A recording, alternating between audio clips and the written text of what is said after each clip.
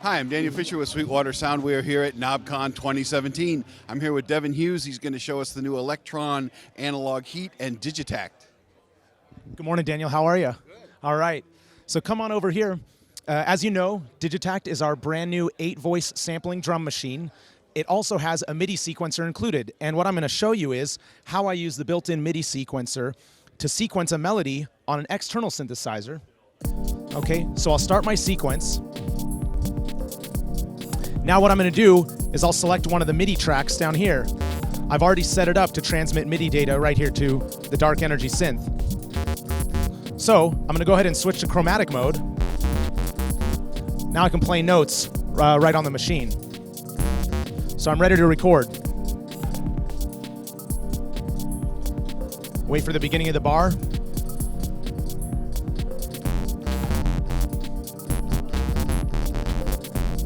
And there's my sequence. I'm going to exit record mode. Now I can see the notes that I've played. And the audio is coming from the dark energy, and it's going right into the input of the Digitakt. So now let's say I want to sample this audio. I'll hit my sampling button, and I can see the incoming audio right here on the screen. I'm going to stop everything, and I'm going to arm the sampling so that I get a nice clean record. And now we're sampling audio from my external synthesizer. I'll stop sampling, and now let's listen to what we got.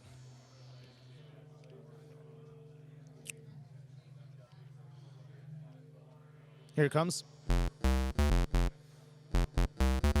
Sounds pretty good, so I'm just going to trim this audio. Get the start point right there.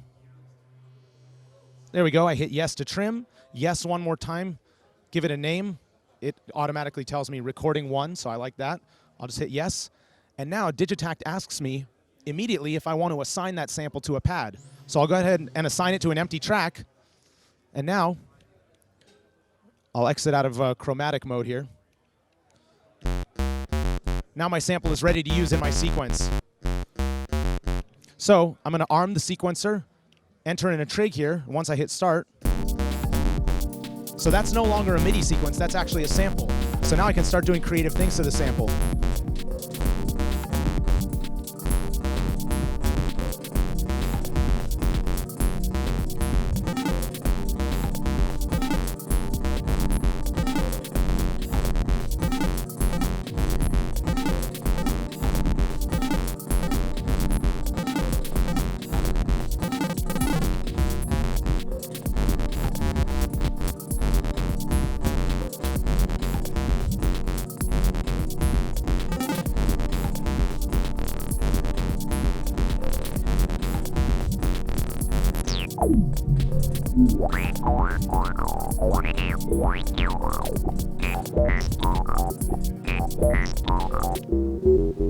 Now I'd like to show you Analog Heat, which is our stereo analog effect processor. Right now, I have it running as a VST plugin, but the audio from the DAW is going over the USB cable, being processed in the analog domain inside Analog Heat, and then going back in, and all the audio is being handled by the VST plugin, so it doesn't conflict with your existing sound card.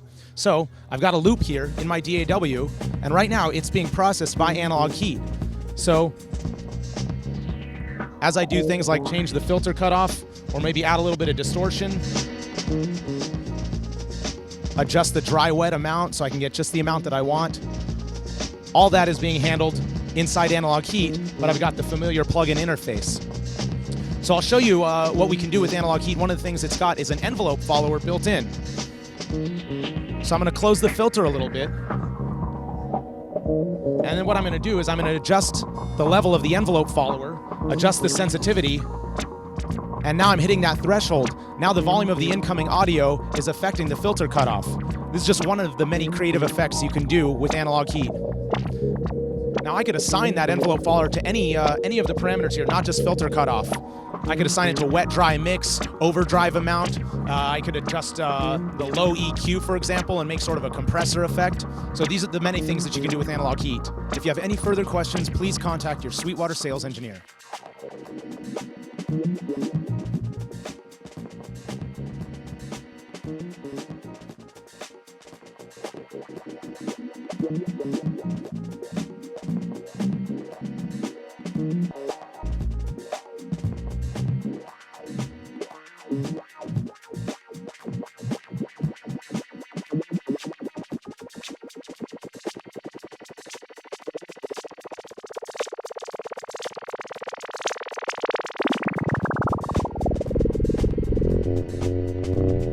Wow.